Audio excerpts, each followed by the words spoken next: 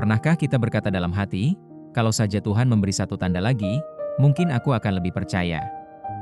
Mungkin sebuah mukjizat, sebuah jawaban yang jelas, sebuah pintu yang tiba-tiba terbuka, atau sebuah pengalaman rohani yang luar biasa. Keinginan seperti itu sangat manusiawi, namun Injil hari ini mengajukan pertanyaan yang mengejutkan. Bagaimana jika masalahnya bukan karena Allah belum memberi tanda?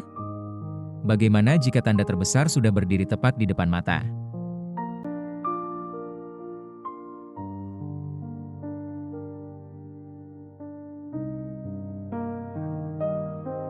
Tetapi hati kita belum siap mengenalinya. Yesus berbicara kepada orang-orang yang sudah melihat orang sakit disembuhkan, orang kerasukan dibebaskan, dan kerajaan Allah mulai dinyatakan. Namun mereka masih meminta bukti yang lain, mereka mencari mukjizat, tetapi gagal mengenali Sang Mesias. Mungkin pertanyaan yang sama juga ditujukan kepada kita hari ini. Apakah kita sedang menunggu tanda baru, sementara Tuhan sudah lama berbicara melalui Kristus?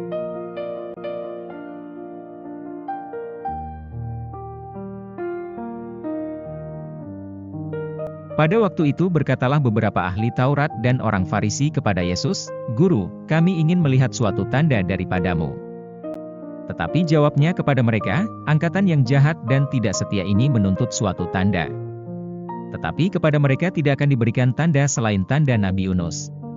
Sebab seperti Yunus tinggal di dalam perut ikan 3 hari 3 malam, demikian juga Anak Manusia akan tinggal di dalam rahim bumi 3 hari 3 malam." Pada waktu penghakiman, orang-orang Niniwe akan bangkit bersama angkatan ini dan menghukumnya juga. Sebab orang-orang Niniwe itu bertobat setelah mendengar pemberitaan Yunus, dan sesungguhnya yang ada di sini lebih daripada Yunus. Pada waktu penghakiman, Ratu dari Selatan itu akan bangkit bersama angkatan ini dan ia akan menghukumnya juga. Sebab Ratu ini datang dari ujung bumi untuk mendengar hikmat Salomo, dan sesungguhnya yang ada di sini lebih daripada Salomo.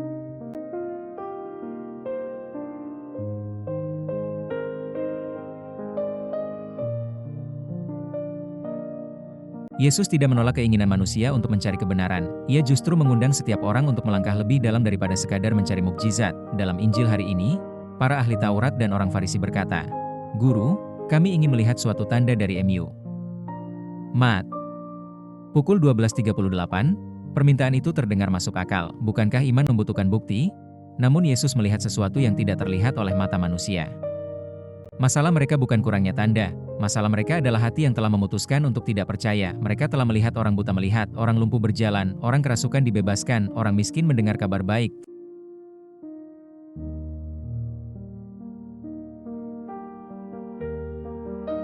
Tetapi setiap mukjizat justru melahirkan tuntutan baru. Mereka tidak sedang mencari Allah, mereka sedang menguji Allah. Yesus kemudian memberikan satu-satunya tanda yang benar-benar penting. Tanda Nabi Yunus. Bagi para pendengar Yahudi abad pertama, Yunus adalah nabi yang dianggap gagal. Ia melarikan diri dari panggilannya. Ia masuk ke dalam perut ikan selama 3 hari.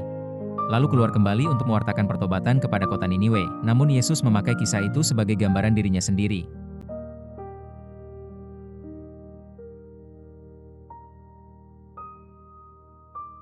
Sebagaimana Yunus keluar dari kegelapan menuju kehidupan baru, demikian pula Putra Manusia akan masuk ke dalam kematian dan bangkit pada hari ketiga. Disinilah puncak seluruh Injil.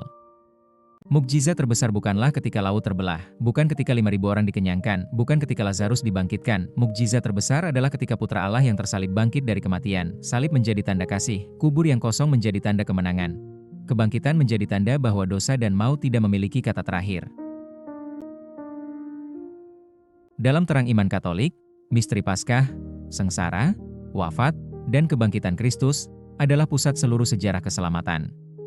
Semua mukjizat dalam kitab suci mengarah kepada misteri ini, dan dari sinilah gereja menerima harapan akan kehidupan kekal. Mungkin hari ini kita juga sering berkata, "Tuhan, berikan aku tanda." Padahal setiap kali kita memandang salib, mendengarkan Injil, menerima Ekaristi, atau mengalami kasih yang mengubah hidup, Tuhan sebenarnya sudah sedang berbicara. Masalahnya bukan Allah diam. Seringkali hati kita terlalu sibuk untuk mendengar. Yesus tidak menawarkan bukti yang memaksa orang percaya. Ia menawarkan dirinya, dan kasih selalu mengundang. Kasih tidak pernah memaksa.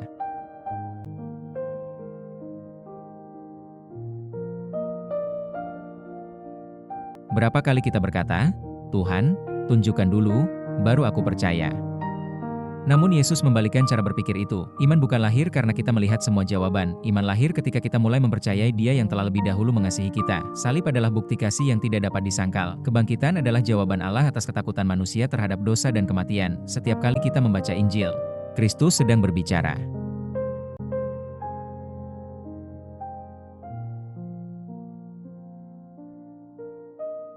Setiap kali kita berdoa, Roh Kudus sedang bekerja.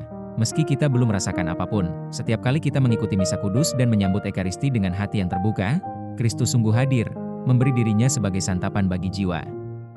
Dalam iman Katolik, Ekaristi adalah kehadiran nyata Kristus yang terus menguatkan gereja sepanjang zaman. Allah sering bekerja dalam keheningan, Ia lebih sering membentuk hati daripada mengejutkan mata. Mungkin mukjizat terbesar hari ini bukanlah sesuatu yang spektakuler. Mungkin mukjizat itu adalah hati yang perlahan belajar percaya. Hari ini Yesus tidak bertanya, "Sudah berapa banyak tanda yang kamu lihat?" Ia bertanya, "Apakah engkau mengenali aku?"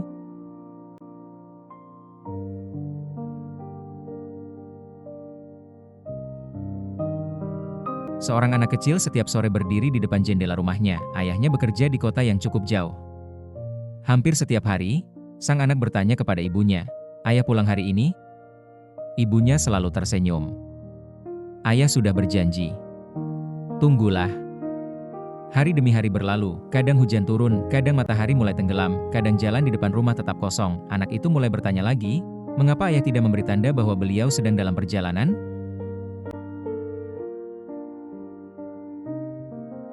Ibunya tidak langsung menjawab, ia hanya menunjuk sebuah foto keluarga yang tergantung di dinding. Di foto itu, sang ayah sedang memeluk anaknya dengan hangat. Lalu ibunya berkata pelan, "Nak, ayah sudah memberikan tanda terbesar bahwa ia mengasihimu. Hidupnya sendiri diberikan untuk keluarga ini. Sekarang yang perlu kamu lakukan bukan mencari tanda baru, tetapi mempercayai kasih yang sudah nyata."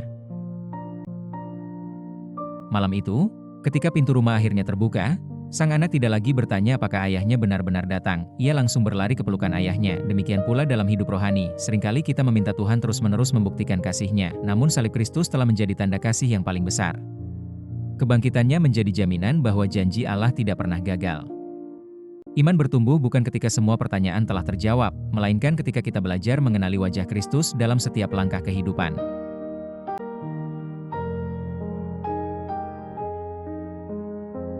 Tuhan Yesus Kristus, seringkali aku meminta lebih banyak tanda, padahal Engkau telah memberikan tanda kasih yang terbesar melalui salib dan kebangkitan-Mu. Ampunilah ketika hatiku lebih mengejar kepastian daripada mempercayai-Mu. Bukalah mataku agar mampu melihat kehadiran-Mu dalam hal-hal sederhana, dalam sabda-Mu, dalam Ekaristi.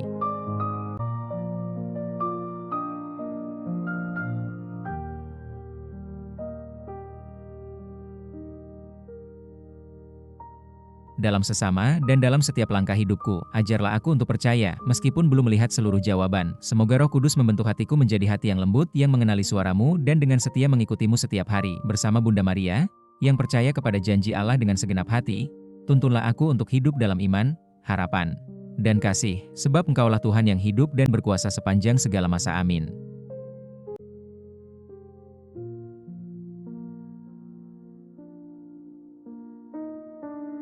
Mukjizat terbesar bukanlah ketika Tuhan memberi tanda baru. Mukjizat terbesar adalah ketika hati kita akhirnya mengenali Yesus sebagai tanda kasih Allah yang telah hadir di tengah dunia.